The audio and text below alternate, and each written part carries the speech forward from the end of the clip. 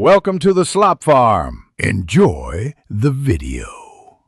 You start by opening the KFC app because you need the app session to attach a gift card to your account. Once logged in, tap the account or wallet area. This is where KFC stores payment tokens. Make sure your gift card code and any PIN are handy, since entering them now prevents errors later. If the app prompts to update, do that first to avoid redemption bugs. This initial step links the card so you can apply it during checkout. Now you add the gift card. Go to Wallet or Payment Methods and choose Add Gift Card so the app knows the source of funds. Enter or scan the code carefully. Copy errors are the most common issue, so pause and verify each character. Once added, the app fetches the balance. This lets you apply part of the value to an order or combine it with another payment method.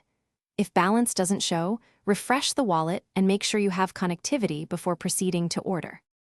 When you're ready to buy, add items and proceed to checkout, then pick gift card as your payment method to apply the stored balance. This ensures the app deducts the correct amount. Confirm the remaining gift card balance and complete the order.